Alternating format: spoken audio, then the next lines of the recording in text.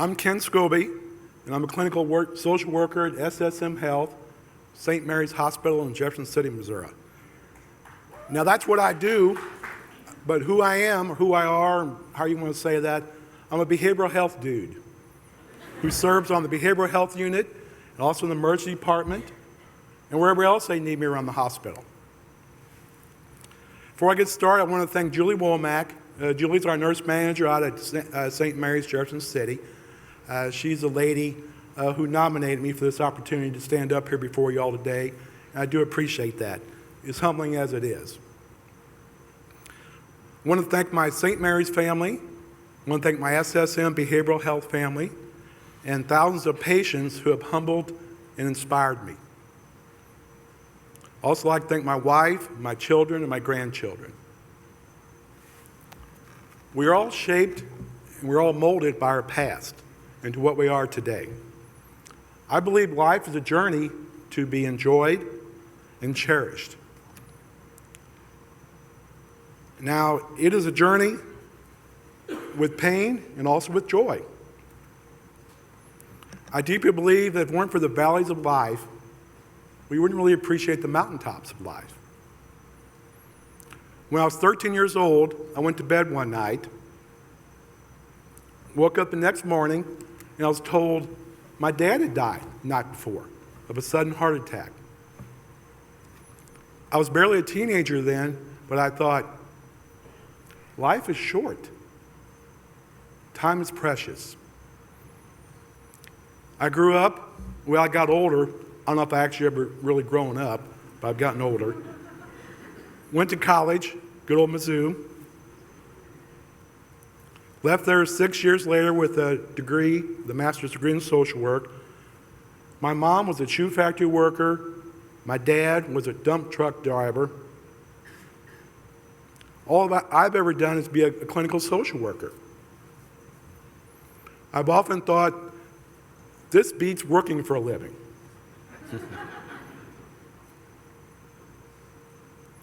My wife has a magnet in a refrigerator. I'm sure y'all got a lot of magnets in y'all's refrigerators at home, you know. Can't really tell what color the refrigerator is because there's so many, magnets on it. But anyway, this magnet says, as long as you laugh at yourself, you'll never cease to be amazed. As long as you laugh at yourself, actually, you'll never cease to be amused. I'm not aware of who that author is for that statement, but I know it works for me. I take my work seriously, but not myself.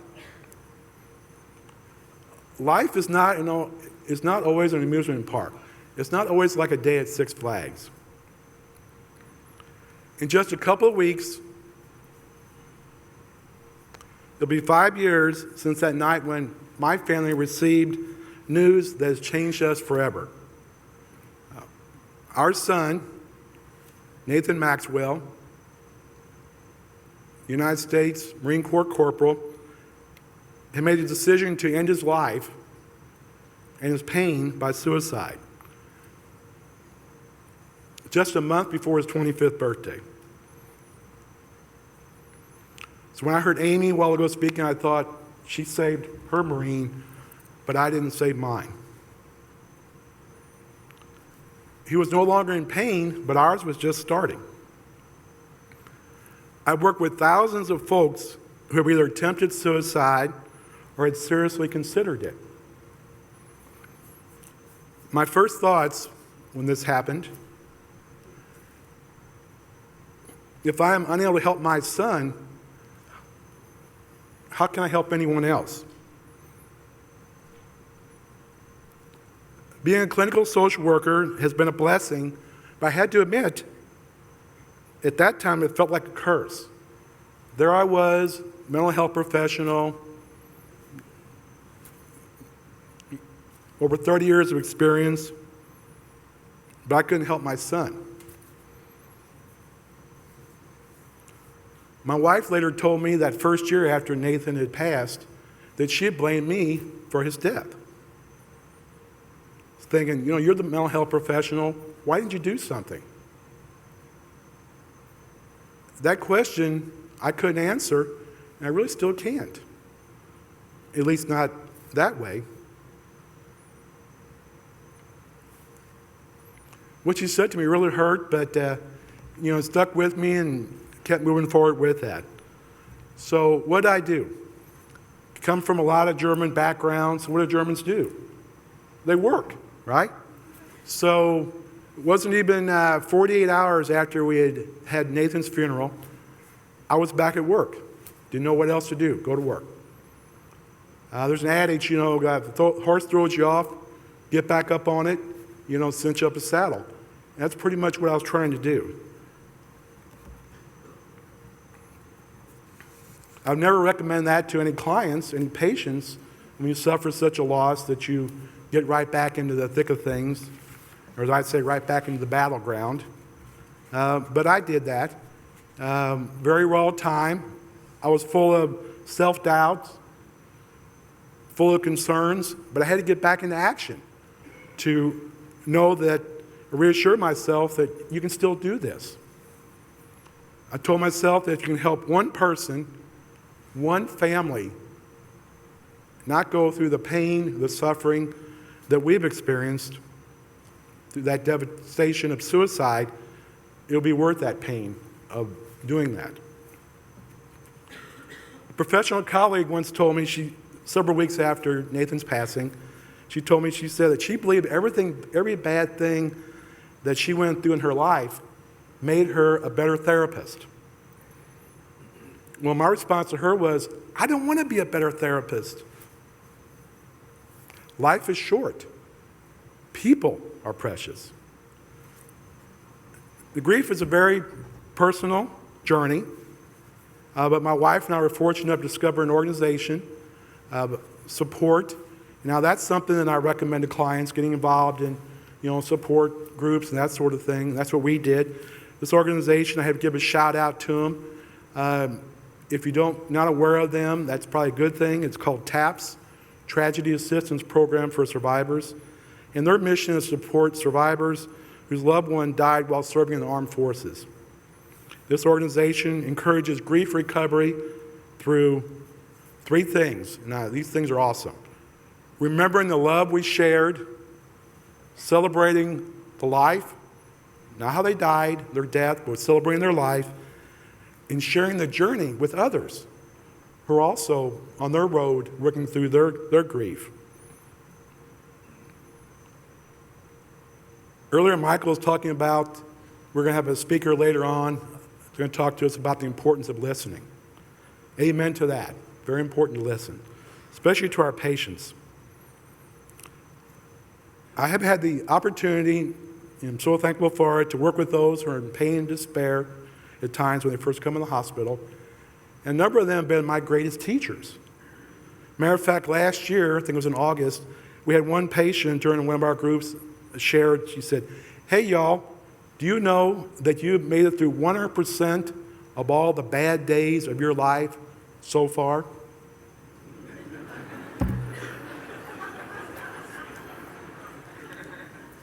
If anyone cares to challenge that, please come up here and join me.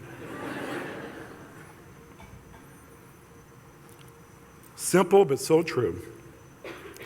Helen Keller is quoted as saying, at least that's what I've been told anyway, the world is full of suffering, but it's also full of overcoming. I see myself as part cheerleader, part salesperson, as I encourage patients and I encourage my coworkers and anybody I might encounter. And because I'm always amazed by the things that people have gone through. Everyone in this room has a story to share. And that's one of the great privileges, blessings I have. I get to hear a lot of stories, life stories of people, of what they've gone through and how they get to be to where they're at now. They're often the folks I work with are very highly self-critical. And they don't really give themselves enough credit for their efforts, what they've already come through. I like to tell them, remind them, you've been through a lot. You're here, you got some more stuff to go. I wish you never had a bad day the rest of your life, but I'd be lying to you. About 4 weeks ago, I had a patient call back and leave me a voicemail. And he thanked me for pointing out to him that he had overcome a lot, and he'd been through a lot of things, and he's missing most of his right leg, but he wanted me to know that he was still in the process of overcoming. And boy, you talk about something making your day, that really did to hear that. So, but he's still in the process of overcoming. Amen. Aren't we all in that same process? I also like to share with patients that better is not guaranteed, but different is. I tell them as we experience different, then we have the opportunity to maybe get acquainted with or greet better. Our chances of finding better are increased if we just hang in there. I tell them too also, life is like a float trip going down the river. You never really know what's around the next bend. And that's kind of what motivates me to get up each day, to see what's around the next curve, what's around the next bend in the river, what's life going to throw my way.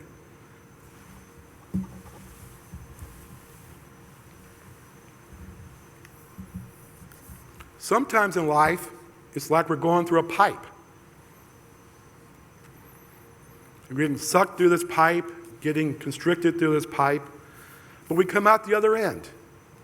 We might come out backwards, or sideways, upside down, cattywampus, or maybe even right side up.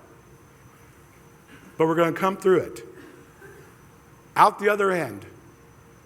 May God continue to bless you all. Thank you.